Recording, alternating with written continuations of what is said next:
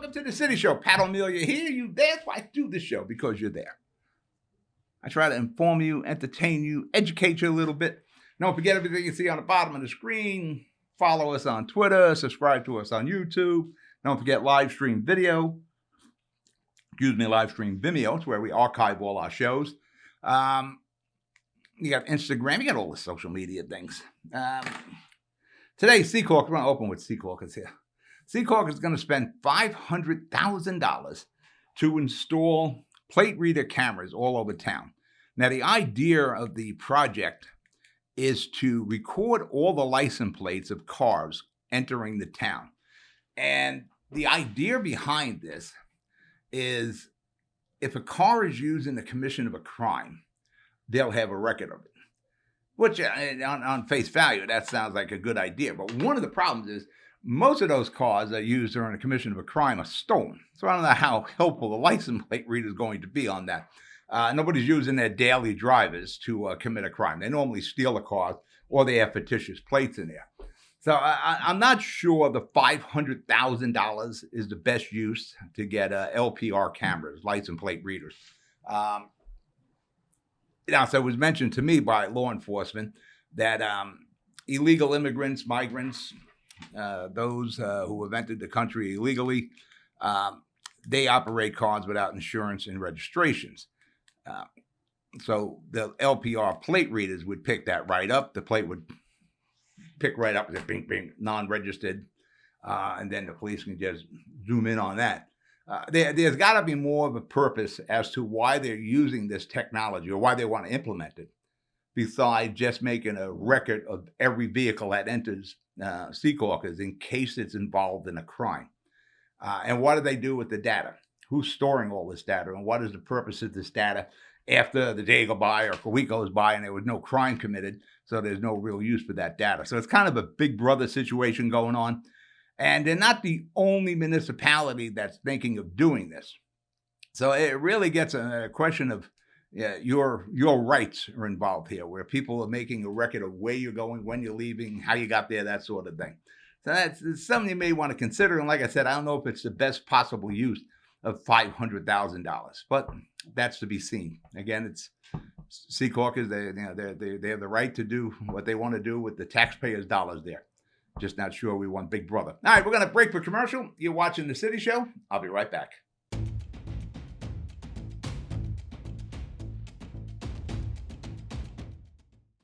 Jersey City Medical Center is healing, enhancing, and investing in Hudson County because your heart doesn't beat just for you. So get it checked. When your bones are healthy, it lifts us all.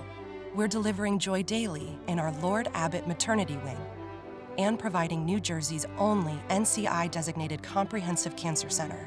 We'll continue building our medical network and taking every precaution for your safety so that we can all be healthy together. Burns Brothers Memorials, Monuments, and Markers, 787 Tunley Avenue, Jersey City. Hudson County's only monument maker, serving all faiths and cemeteries. Design, studio, and large inventory on site. Cemetery inscriptions and custom orders welcome. Burns Brothers Memorials, Monuments, and Markers, 787 Tunley Avenue, just south of Secaucus Road. Craftsmanship that will last for all eternity. Burns Brothers, Jersey City, Albert H. Hopper, North Arlington. Visit us on the net. Panepinto Properties, Jersey City, shaping the workplace with state-of-the-art office spaces and addresses your company desires. Building residences that define your home environment, adjacent to all modes of transportation with on-site parking available. The right address, the right lease. Call 201-521-9000 or visit online at panepintodevelopment.com. Panepinto Properties, building Jersey City for everyone. We're back. You're watching The City Show. Pat O'Meara here. You there. Don't forget everything on the bottom of the screen. Don't forget when you're riding through Secaucus, making a copy of you. What we want to, I was almost going to make this there's two topics today. New Jersey Transit and the crackdown on e-bikes. Hoboken started the crackdown on e-bikes. Now it's New York City, but we'll get into that. I was going to go with e-bikes, but then New Jersey Transit just became too much of an issue for me just to make it a secondary topic. So I got my ever-present coffee in a styrofoam cup that I get from Amazon, styrofoam cup. New Jersey Transit is probably, and I think it is, the worst run transit system in the nation, all 50 states. And, in our other properties, you can include, whatever sovereign areas we have. It is definitely the worst. And it is so bad that they're looking to get an increase, a fare hike of 15%. And they would like that fare hike to go into effect on the 15th of June. What they're going to do, they're going to hold a bunch of public meetings, sham public meetings, by the way, where they're that rate hike they're looking to find, well, they're going to get it. They're going to hold, I think, 10 meetings across the state of New Jersey, public sham meetings. They know right off the bat, they know people are going to come in and nobody is going to be in favor of the rate increase, with the exception of me. In Hudson County, I believe it is, when is this? When they're having this, I think it is March the 8th at 10 to 12. Yeah, March the 8th from 10 a.m. to 12 p.m. at the Lautenberg station in Secaucus. They're going to hold it in what they call the long hallway. I've never been in the Lautenberg train station. I see it on the turnpike. Yeah, you look like you can, play baseball in there and not hit anybody. Doesn't seem to be anybody ever in that train station. Again, only when I'm riding by. Again, I've never been in there. They're going to hold these 10 meetings. And like I said, in Hudson County, it's in Secaucus, March the 8th from 10 a.m. to noon. Nobody's going to be in favor of it. They're only holding these sham meetings because they have to hold the public meetings. And I personally agree there should be an increase. 74% of New Jersey Transit's budget is funded in one way or another with your taxpayer dollars. They steal money from this department, that department, New Jersey Turnpike, the Parkway, wherever they can get money for the 74%. Well, you're paying for it. It's basically tax dollars. They're just reappropriating those dollars. And 74% of the New Jersey Transit budget is funded by you. And that means 26% is actually fares. And when you figure in the state of New Jersey, the New Jersey Globe just had a survey. It was middle part of last year, where the survey was conducted concerning mass transit in New Jersey. And the survey proved out that roughly 20% of the residents of New Jersey, kind of on a regular basis, uses mass transit, public transportation. That means the other 80% of us don't. But the other 80% of us are paying that 74% budget to subsidize the 20% that kind of regularly use New Jersey Transit. New Jersey Transit, yeah, they should bring up the fare. It's artificially low. Like I said, 26% of the fare actually comes, the budget actually comes from fares. So yeah, it's artificially low. It should be brought up, but it seems to be the way to fund transportation, because I understand, like the ferries, New York Waterway, the Staten Island Ferry, the ticket price is subsidized by about 80 to 90%. And that subsidizing comes from people who aren't using those services. So it's almost like this. It is like the school tax, where even if you don't have kids in school, you're a single person, you're a single guy, a single gal, you're paying the school tax. You have no kids in there. You're a senior. You're in your 60s, 70s. Your kids have been out of school for 40 years. You're still paying the school tax. You have no kids. You're still paying the school tax.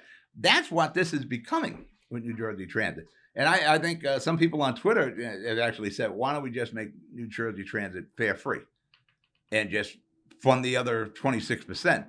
Yeah, I could see that happening in the future somewhere, but it comes to the point, how expensive do you want to make the state of New Jersey? That becomes the question. Yeah, it's ridiculous. We're the most expensive state, the highly taxed state in the nation now.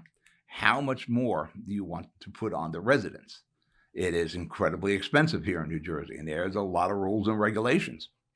What we should be starting off with is corralling New Jersey Transit. Mayor Fulop, who is running for governor, he's the mayor of Jersey City. He's running for governor, and he has proposed extending the corporate business tax to have a dedicated source of funding for New Jersey Transit. I kind of thought the fare was a dedicated source of funding, but obviously not. The problem with that idea is, again, people who don't use the service are going to have to pay for it. In the case of the corporate business tax, every business in New Jersey, and it's not there. Somebody was talking about, Amazon, we should charge Amazon a corporate business tax, and Google and all that. Small businesses are paying the same tax. So no matter what you do in New Jersey, you're paying that corporate business tax because it becomes part of the overhead of those businesses, and you wind up paying for it. So really what we need to do is look at New Jersey Transit. It's in long overdue looking at New Jersey Transit. But first, let's break for commercial. When we come back, we'll follow up again on New Jersey Transit. You're watching The City Show. I'll be right back.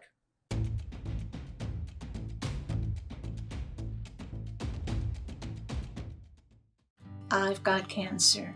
We've got the highest level of cancer care, the latest clinical trials, researchers working to find a cure, and nurse navigators to guide you every step of the way. At New Jersey's only NCI-designated Comprehensive Cancer Center, your safety has always been our top priority. I've got cancer, but I also have peace of mind. Jersey City Medical Center and Rutgers Cancer Institute of New Jersey. Let's beat cancer together.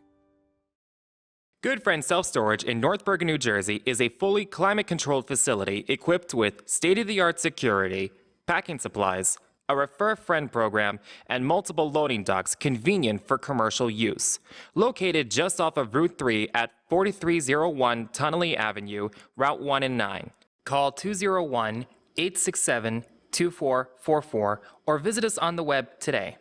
Good Friend Self Storage. Let us be your good friend.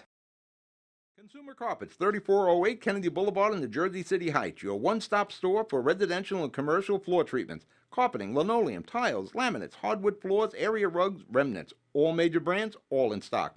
Free estimates, same-day installation. Consumer Carpets, it's savings, selection, installation. Credit cards and debit cards accepted. Financing available. Consumer Carpets, price to fit your budget, installation to fit your schedule. On the net at consumercarpets.com. Consumer Carpets, Jersey City, 201-792-2712. Welcome back to The City Show. Pat O'Meara here. As I said before, we're talking about New Jersey Transit.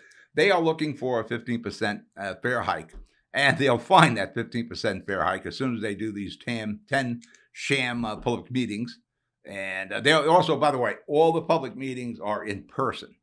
So if you're hoping you can do it from home, that's not going to happen. And if you're hoping you can do it after work, that ain't going to happen either, because in Jersey, in Hudson County rather, the meetings are from 10 a.m. to noon. If anything, they should probably have the meeting at like 7 to 10. This way they can get the people who actually are utilizing New Jersey Transit as they're walking through the long hallway to say, I got something I want to say about this.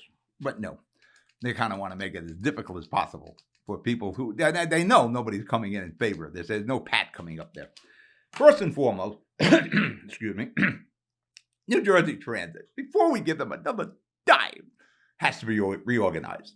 They have reorganized as necessary. They have proven time and time again they are completely incompetent.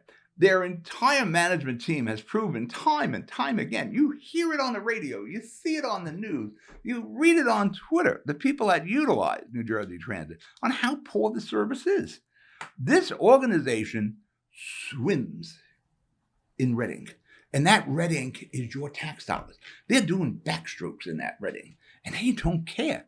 They don't care how deep that pool of red ink gets, because they know they can dig into your pocket again. They will get tax dollars. That's why this sham meeting, this whole sham, they should put the 15% in. The trains, the buses, the light rails, they're never on time. You hear it all the time. You see the pictures on Twitter. You watch it on the news, listen to the radio. I'm not making this up. They're often dirty. The seats are ripped. There was one of the New Jersey Transit critics had pictures of insect infestation. They had roaches on the buses and the trains. The seats are ripped. The windows are broken. The signage doesn't work. And they run these things out until it breaks down. How often do you see New Jersey Transit on the side of the road broken down? a bus. They are poorly. The equipment is late. It's dirty. It's in various states of disrepair. And the people, that 20% that depend on it, there is no concern for what their concerns are. And this is all proven on a daily basis. Every day they hammer it home that this is incompetent. It's the worst run transit system, and there needs to be a big broom.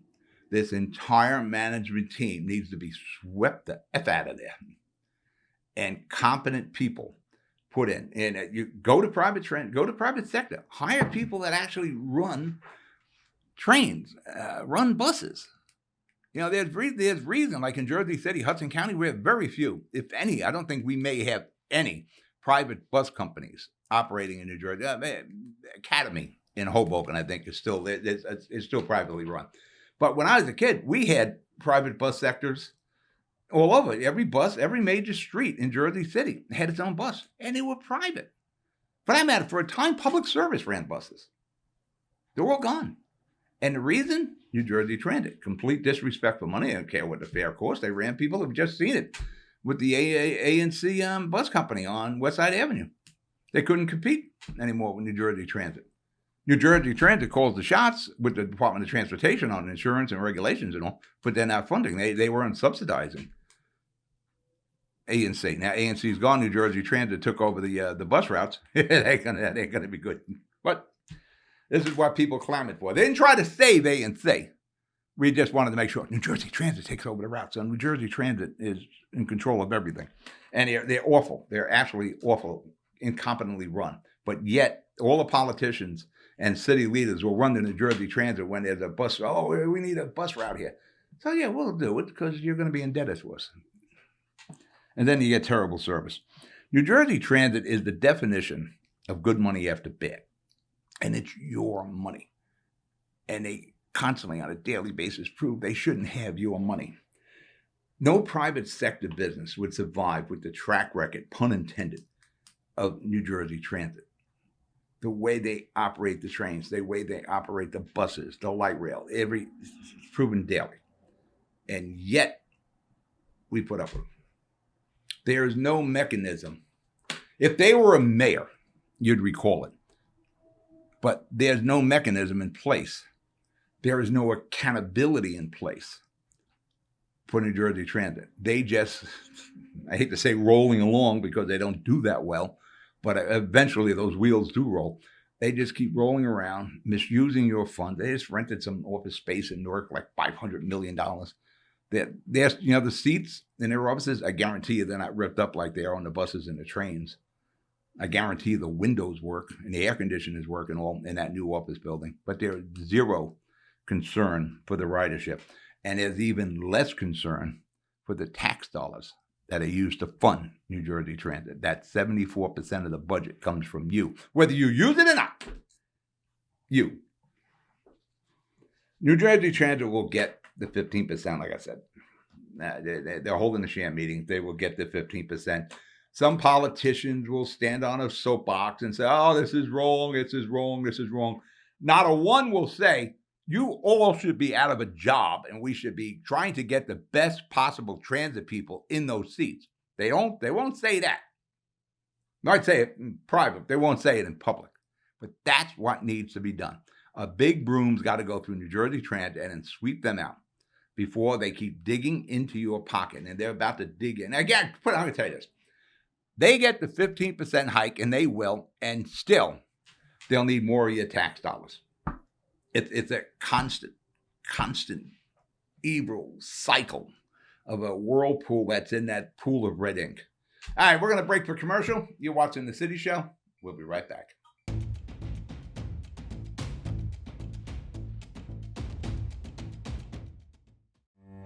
Jersey City Medical Center has a passion for heart health.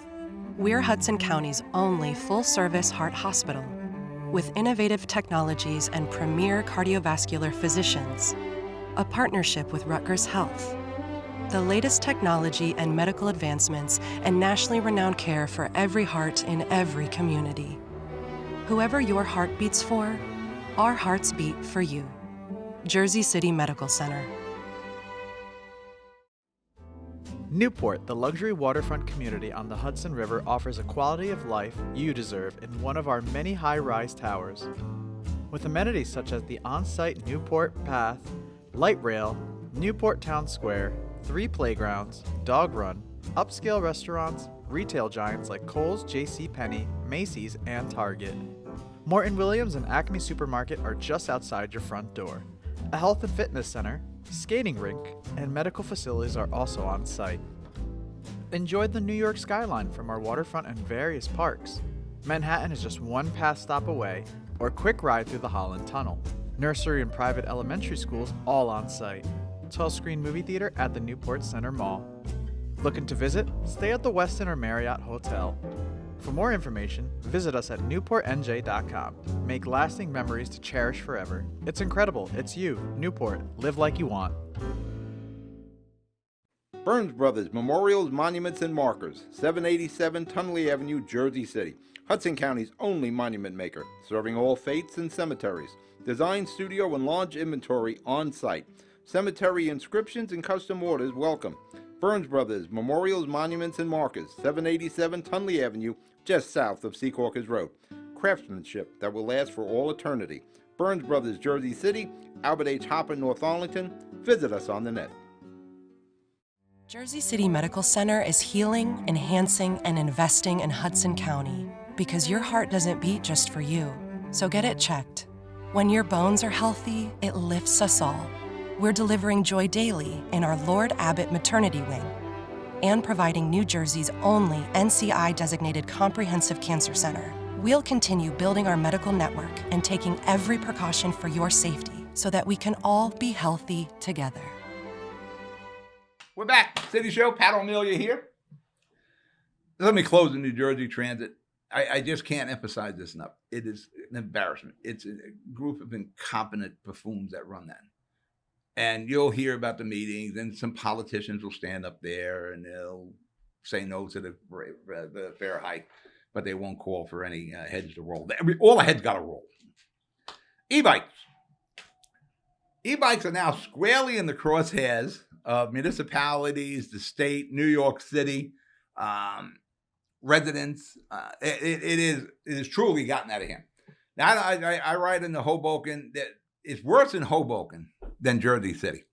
I don't get down to downtown as much as I should unless I'm going to City Hall. But on Central Avenue in the Heights, I'm there quite a bit. And those e-bikes just cut you off. They're going back and forth. They're against traffic. They're on sidewalks. They're all over the place. And I think it's more magnified in Hoboken and downtown Jersey City. But I see the same problems on Central Avenue in the business districts. In the last few weeks, you've seen the crackdown coming. Hoboken started, and rightfully so. There should be a crackdown. Hoboken, it's passed the ordinance now. The e-bike delivery concerns, and it's Grubhub, Uber Eats, all those concerns, and private ones also that deliver foods and product by e-bikes. Those individuals and those companies now have to register with Hoboken. The bikers, operators are going to have a very bright colored vest. They have to have a registration number. This way, if something does happen, if there's some sort of an accident, the e-bike guy or gal just can't right away. Somebody will be able to see a number on that vest. CCTV will pick up if you're in Secaucus, you're picking up all those e-bike people. New York City is now looking into it. And you can guarantee New York City is going to, they probably have it worse than Hoboken with all the messenger services and delivery services there. They have the same issues. They have to control the use of the e-bikes. And Hoboken has made a great step. Kudos to the city council there in Hoboken. Jersey City will probably follow. And now the state of New Jersey is getting into the game of looking at the operation of e-bikes for commercial use and probably just for residential use also. New Jersey, there's proposals now to have the e-bikes registered, license plate on the e-bikes, have them insured, and have the operator's license, which from the very beginning with the e-bikes, I didn't understand how they weren't licensed. And when I was a kid, you had mopeds. Yeah, the moped, you pedal it to get it going, and they didn't go super fast, maybe 30 miles an hour, but these e-bikes go 30 miles an hour. And if you tweak them, and they are very tweakable, you can get these to do a lot better than 30 miles an hour. You can get them up to about 40. So yes, these e-bikes can cause or be involved in an accident. They unlike cars, they'll jump up on the sidewalk to make their delivery. So the e-bikes are going from the street to the sidewalk, and that's where the pedestrians come into play. There's been numerous reports in Hoboken of pedestrians being hit by the e-bike. Same thing in New York City. I haven't heard a lot of it in Jersey City, but I'm sure it just hasn't been reported. The police probably have stats on it, but hasn't been reported to the media of the issues with the e-bikes. I don't understand how they never were. That's we look at, they talk about the ATVs, those four-wheel, that the cops will grab and confiscate. But for some reason, e-bikes, they're granted any access they want. They can cause accidents. They can cause injuries, and they should be registered. They should have a license plate. They should have insurance on it. I know I heard today on the radio, they were talking about, well, there's not even insurance in place for this. Well, I mean, insurance companies will come up with insurance real fast because there is insurance for mopeds. That's still on the books. I don't even think they have mopeds anymore. I guess they're all replaced with the e-bike. If a person, and the other thing, do you take a person that loses their license for whatever reason, DUI, whatever the case is, didn't pay tickets, should that person be able to get on an e-bike and just zoom around the city? I don't think so. Should we have kids? I don't think there's an age limit to e-bikes. Should we have a 10-year-old, 11-year-old on a motorized cycle like that? No. So they should be restricted. Now, I would go with the age 17. You should have a license. You should have license plates on that, and then it should be insured. Like I said, e-bikes can easily reach the speed of 30 miles an hour, and tweaking it. If you follow Scotty Kilmer on YouTube, he did a piece on that where you can easily tweak these e-bikes, and they're getting to go a lot faster than that. So yeah, I firmly agree. These should be regulated. They should be insured. They should have license plates. You should have a license to operate them. And cars are dangerous. Anything in the street is dangerous. A bus, a truck, a car, whatever. Anything in the street can be dangerous, especially when you're crossing as a pedestrian. That's why it's very important you cross at the green, not in between. We used to have a whole song on that. But the e-bikes, unlike cars and buses and SUVs, they purposely go up on the sidewalk. Sometimes there's an accident, the car may go up on the sidewalk, but these e-bikes purposely go up on the sidewalk to make their deliveries, whether it's a product or it's food, whatever the case is. So yeah, there has to be some sort of regulation, some sort of way of IDing these vehicles. There's like a license plate. Hoboken's going one step, but probably the best step is to get a license plate on it. And so if there is an issue where a pedestrian is hit, or one of these e-bikes smash into the side of a car, or involved in an accident or cause an accident, they just can't ride off and we don't know who the hell they are. Or even if they cause the accident and they're on the site, turns out they have no insurance. So the property damage, you're stuck, paying for your own accident damage there. So yeah, I applaud that. We should go ahead, license, registration, and an insurance card. All right, we're out of show. You be good. You be safe. I'll talk to you next week. Good night.